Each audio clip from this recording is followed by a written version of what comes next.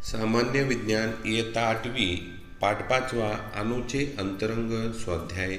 चला या पाठाचा स्वाध्याय या व्हिडिओमधून पाहूया। प्रश्न पहिला, खालील प्रश्नांची उत्तरे लिहा। थॉम्सन व रुदरफोर्ड यांच्या अणुप्रारूपात कोणता फरक आहे? थॉम्सनचे अणुप्रारूप, रुदरफोर्डचे अणुप्रारूप। 1.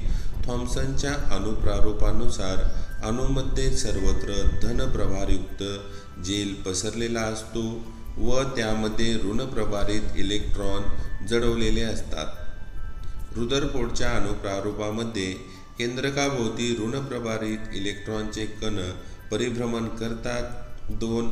अणू हा एकजिन्सी धनप्रभारित गोल आहे। 2. अणूच्या केंद्रभागी धनप्रभारित केंद्रक असते।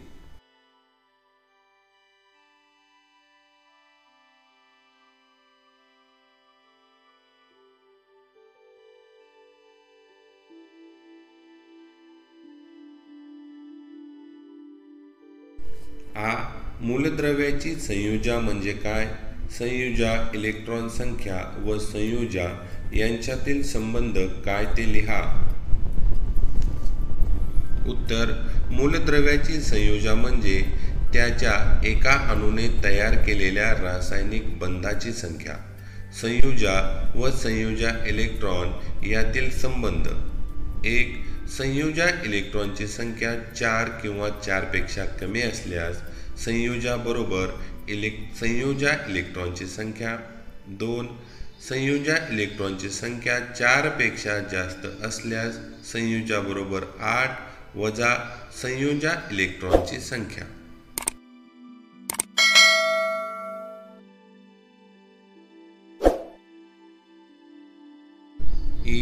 अणुवस्तुमानांक म्हणजे काय? कार्बनचा अणुअंक 6 तर अणुवस्तुमानांक 12 आहे। हे कसे ते स्पष्ट करा। उत्तर: अणूमधील प्रोटॉन व न्यूट्रॉन यांची एकत्र संख्या म्हणजे त्या मूलद्रव्याचा अणुवस्तुमानांक होय। तो A या संज्ञेने दर्शवतात। कार्बनचा अणुअंक 6 म्हणजे प्रोटॉनची संख्या 6 आहे व कार्बनचा अणुवस्तुमानांक 12 आहे। यावरून कार्बनच्या केंद्रकात A वजा Z बरोबर 12 वजा 6 बरोबर 6 न्यूट्रॉन आहेत। कार्बनचा अणुवस्तुमानांक 6 प्रोटॉन्स अधिक 6 न्यूट्रॉन्स बरोबर 12। कार्बनचा अणुअंक 6 व अणुवस्तुमानांक 12 आहे।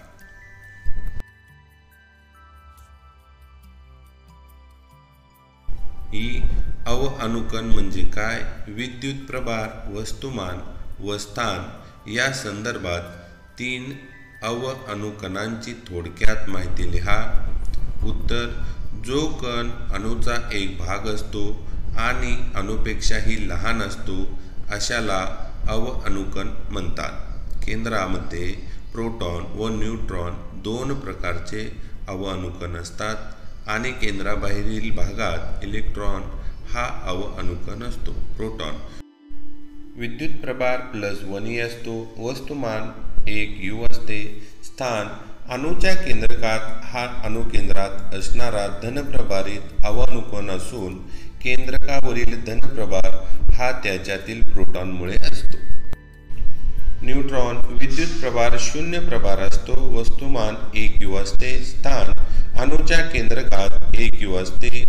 अणुवस्तुमान असलेला हायड्रोजनचा अपवाद वगळता सर्व मूलद्रव्यांच्या अणुकेंद्रकामध्ये न्यूट्रॉन असतात।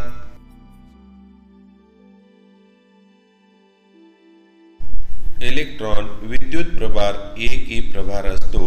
वस्तुमान प्रोटॉनच्या वस्तुमानाच्या 1/180 पट असते। स्थान अणूच्या केंद्रकाभोवती परिभ्रमण करत असतात।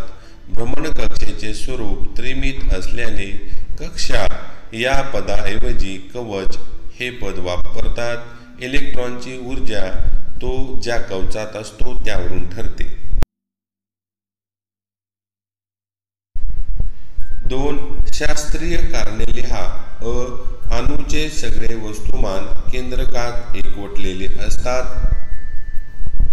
उत्तर: अणूच्या केंद्रस्थानी असलेल्या केंद्रकात धनप्रभार असतो व केंद्रकात प्रोटॉन व न्यूट्रॉन असतात।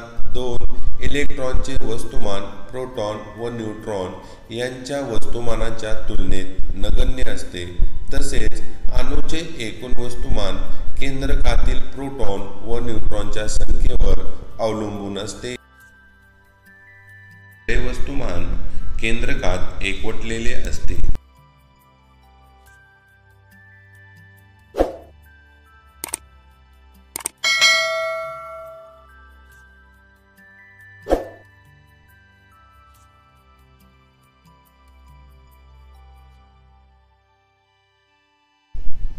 हा अणु विद्युतदृष्ट्या उदासीन असतो। उत्तर, कोणत्याही अणूमध्ये प्रोटॉनच्या संख्येइतकेच इलेक्ट्रॉन्स असतात। 2. केंद्रकाबाहेरील सर्व इलेक्ट्रॉन्सवरील एकूण ऋणप्रभार हा केंद्रकातील एकूण धनप्रभारा एवढा असल्याने अणू हा विद्युतदृष्ट्या उदासीन असतो। ही अणुवस्तुमानांक पूर्णांकात असते। उत्तर 1. अणूमधील प्रोटॉन्स व न्यूट्रॉन्स यांच्या एकत्रित संख्येला त्या मूलद्रव्याचा अणुवस्तुमानांक म्हणतात। 2. प्रोटॉन्स आणि न्यूट्रॉन्स पूर्णांकात असल्यानेच अणुवस्तुमानांक सुद्धा पूर्णांकात असते।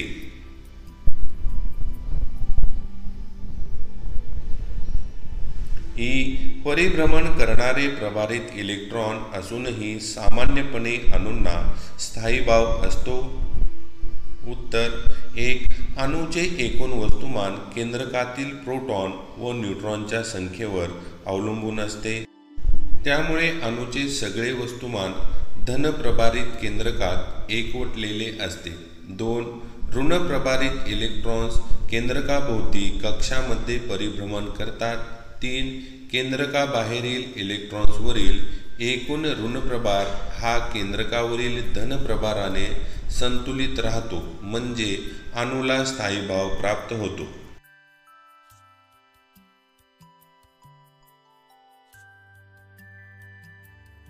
प्रश्न 3. व्याख्या लिहा। अणू। उत्तर, द्रव्याचे सर्वात लहान एकक व सर्व भौतिक आणि रासायनिक बदलांमध्ये आपली रासायनिक ओळख कायम राखणारा मूलद्रव्याचा लहानात लहान कण म्हणजे अणू होय। ब. समस्थानिके। उत्तर, एकाच मूलद्रव्याच्या ज्या अणूचे अणुअंक सारखे असून त्याचे अणुवस्तुमानांक मात्र भिन्न असतात, अशा अणूंना त्या मूलद्रव्याची समस्थानिके म्हणतात।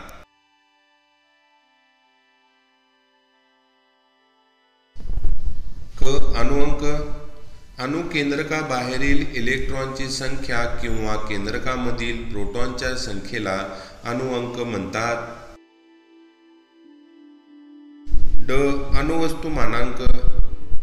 अणूमधील प्रोटॉन व न्यूट्रॉन यांच्या एकत्रित संख्येला त्या मूलद्रव्याचा अणुवस्तुमानांक म्हणतात।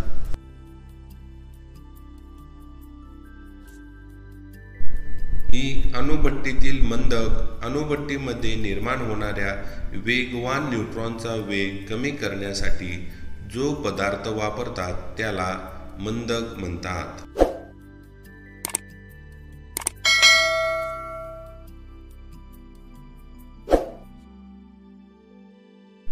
प्रश्न 4. सुबक व नामनिर्देशित आकृती काढा। अ.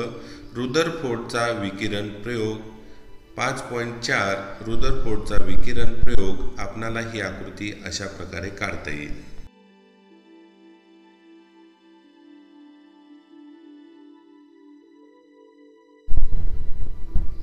थॉम्सनचे अणुप्रारूप पुस्तकामध्ये 5.3 वर अशा प्रकारे ही आकृती दिली आहे। सोबत जे थॉम्सन यांचे चित्रही आहे। आपणाला त्याच्या शेजारी असणारी आकृती काढायची आहे। त्यानंतर आहे ई. मॅग्नेशियमचा अणुअंक 12 इलेक्ट्रॉन संरूपणाचे रेखाटन करायचे आहे। आपणाला हे रेखाटन या पद्धतीनं करता येईल।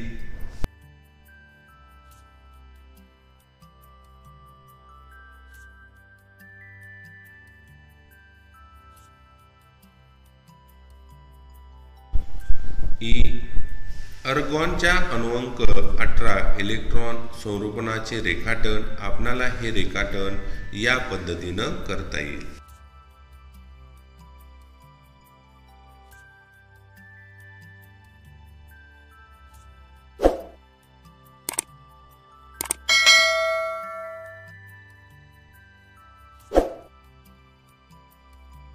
प्रश्न 5 रिकाम्या जागा भरा.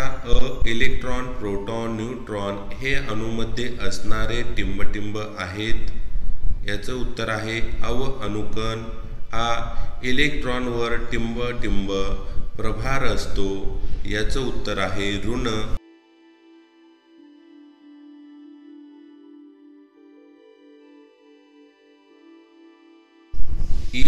अणुकेंद्रकापासून सर्वात जवळचे इलेक्ट्रॉन कवच टिंबटिंब हे आहे. याचं उत्तर आहे के. मॅग्नेशियमचे इलेक्ट्रॉन संरूपण 2-8-2 आहे. यावरून असे समजते की मॅग्नेशियमचे संयोजक कवच टिंबटिंब हे आहे. उत्तर आहे एम. H2O या रेणुसूत्रावर हायड्रोजनची संयोजा 1 आहे. त्यामुळे Fe2O3 या सूत्रानुसार Fe ची संयोजा टिंबटिंब ठरते. याचं उत्तर आपणाला सांगता येईल 3.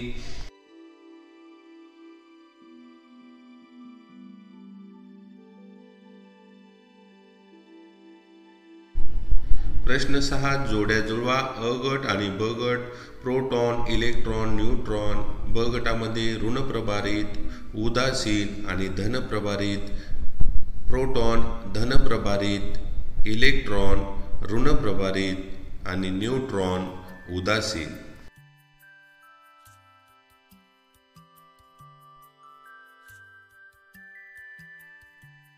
प्रश्न 7 दिलेल्या माहितीवरून शोधून काढा. एका बाजूला माहिती आणि दुसऱ्या बाजूला काय शोधायचं आहे हे सांगितलेलं आहे. आपणाला पुढील पद्धतीनं हे लिहिता येईल किंवा हा तक्ता पूर्ण करता येईल.